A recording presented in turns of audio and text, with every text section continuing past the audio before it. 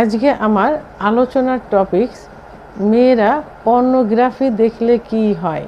দেশের এবং প্রবাসের ভাই বোনদের প্রতি সালাম। আসসালামু আলাইকুম। আমি প্রভাষক ডাক্তার রিক্তা পারভিন, চেম্বার সেবা হোমিও কমপ্লেক্স অ্যান্ড সেবা ডিজিটাল ল্যাব, উপজেলা মডেল মসজিদের পূর্ব পাশে, শিমুলিয়া, মাগুরা। অনলাইন গবেষণায় দেখা গেছে ছেলেদের তুলনায় মেয়েরা বেশি পর্নোগ্রাফি দেখে থাকে এবং পর্নোগ্রাফিতে আসক্ত হয়ে যায়।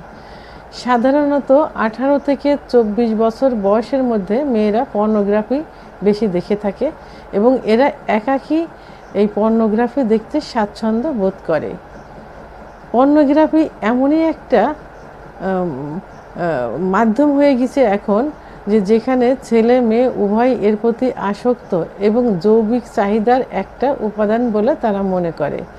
অফিসে হোক, স্কুল কলেজে হোক, পড়ার টেবিলে হোক, নির্জন যখনই দেখবে তখনই এরা পর্নোগ্রাফি দেখা শুরু করে দেবে।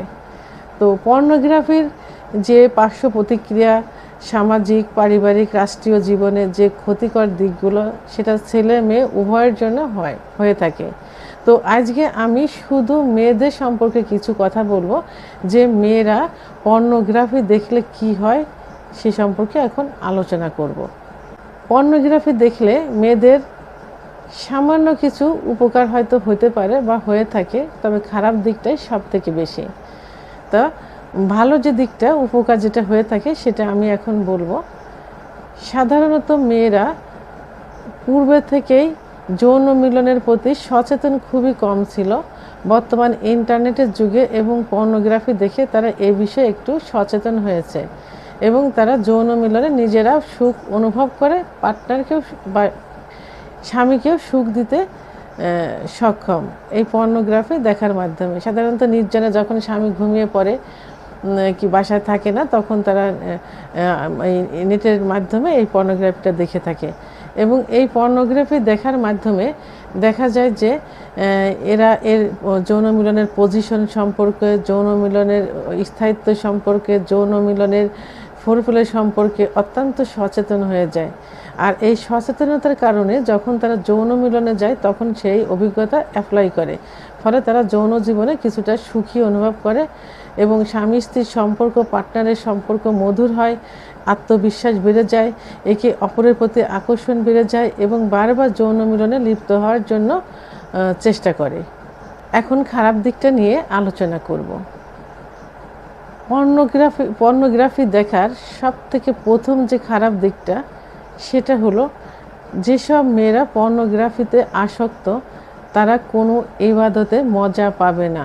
যদি মুসলমান হয়ে থাকে অথবা অন্য ধর্মের হয়ে থাকে, যার যার ধর্মের থেকেই হোক না কেন, তারা কোনো ধর্মীয় কাজে শান্তি পাবে না। পর্নোগ্রাফি আত্মাকে নষ্ট করে দেয়, চরিত্রকে নষ্ট করে দেয়। যদি পর্নোগ্রাফিতে আসক্ত হয়ে যায় মেয়েরা, তাহলে যদি স্বামীর কাছ থেকে, পার্টনারের কাছ থেকে পরিপূর্ণ সুখ না পায়, তখন তারা কি করে, মাস্টারবেশনের মতো অপরাধমূলক কাজে লিপ্ত হয়ে যায়। তো এর জন্য দেখা যায় সংসারে অশান্তি হয়, অনেক সময় সংসার ভেঙে যায়, অনেক সময় পরকীয়ায় লিপ্ত হয়ে যায়। আর যখন মেয়েরা পর্নোগ্রাফিতে আসক্ত হয়, তখন পর্নোগ্রাফির যে স্টার থাকে, সেই স্টারের সঙ্গে তারা তার স্বামী, তার পার্টনারকে তুলনা করতে থাকে। তারা মনে মনে ভাবে যে আমার স্বামী, আমার পার্টনার যদি এরকম হতো তাহলে ভালো হতো। পর্নোগ্রাফি সাধারণত ইয়াং ছেলে, একটু বডি ভালো, স্মার্ট দেখে নেওয়া হয়। তো মেয়েরাও তখন সেটাই কল্পনা করতে থাকে, যার কারণে স্বামী স্ত্রী সম্পর্ক অনেক সময় অবনতি হয়ে যায়। আবার পর্নোগ্রাফিতে যেসব স্টার, তাদের যে পুরুষাঙ্গ থাকে, সেই পুরুষাঙ্গ সাধারণত একটু হেলদি এবং লং হয়ে থাকে। এটা যদি হেলদি লং না হয়, তাও সেটা ক্যামেরার কারসাজিতে হয়ে থাকে। তো এই মেয়েরা মনে করে যে এদের প্রাইভেট অঙ্গ এত বড়, এত হেলদি, এরা যৌন মিলনে এত সুখী, তাহলে আমার স্বামী, আমার পার্টনারের যদি এমনটা হতো তাহলে আমি সুখী হতে পারতাম। এবং আরেকটা দিক হলো যে পর্নোগ্রাফিতে যে অনেক সময় ধরে তারা মিলনে লিপ্ত থাকে, আসলে এটা এক সময় করা হয় না, এটা বিভিন্ন সময়ে বিভিন্ন পজিশনে করা হয়, কিন্তু ক্যামেরার মাধ্যমে এডিটের মাধ্যমে এটা লং টাইম করা হয়। তো যারা এই মেয়েগুলো মনে করে যে এত সময় সহবাস করছে, ইস আমার স্বামী, আমার বন্ধু, আমার পার্টনার যদি এরকম হতো তাহলে কতই না সুখ পেতাম।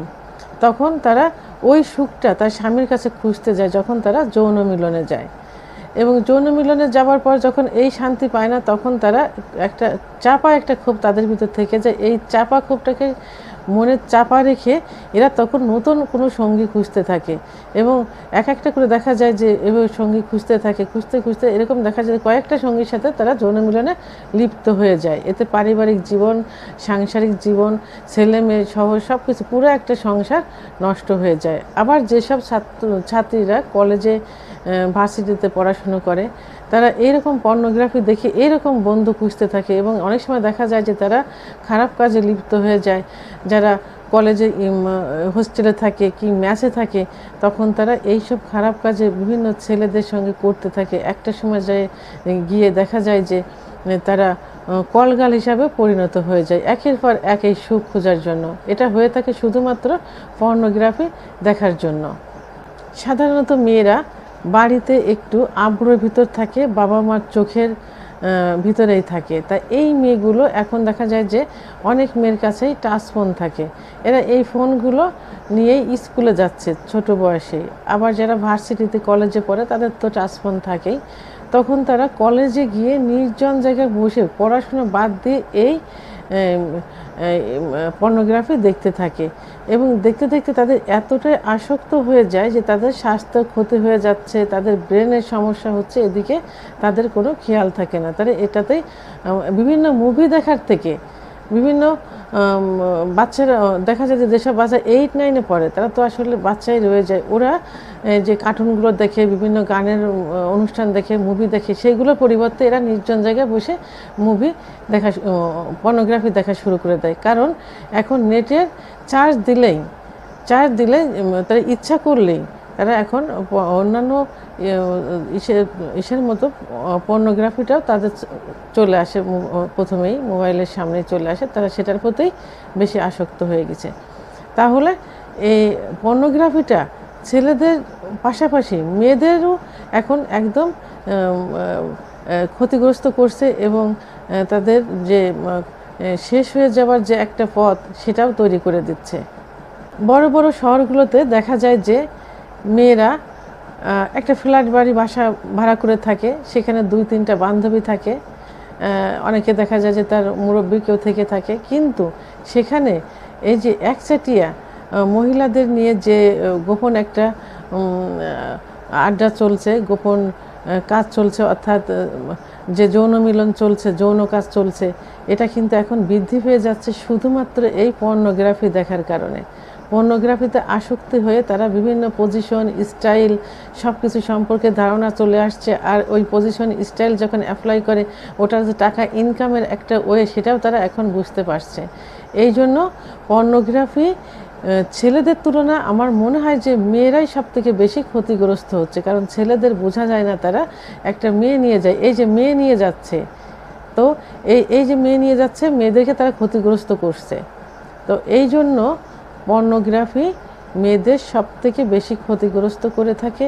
তাই প্রত্যেকটা বাবা মায়ের উচিত, অভিভাবকের উচিত সন্তানদেরকে অন্তত খুব কম বয়সে টাচ ফোন না দেওয়া, এবং পরিপূর্ণ বুদ্ধি না হওয়া পর্যন্ত যাতে তারা এই ফোনটা ব্যবহার করতে না পারে সেদেরকে সতর্ক হওয়া উচিত। কারণ পর্নোগ্রাফি একমাত্র মেয়েদেরকে ধ্বংসের মূল কারণ। যেসব মেয়েরা একটু স্বাধীন চেতা, স্কুল কলেজে যাচ্ছে, অফিস আদালতে যাচ্ছে, আর রাত্রে এই মেয়েগুলো, বিবাহিত মেয়েগুলো যখন রাত্রে স্বামীর সঙ্গে বেডে যায়, তখন তারা একটা সময় খুঁজতে থাকে যে কখন তার স্বামী ঘুমোবে, এই সময়টা খুঁজতে থাকে।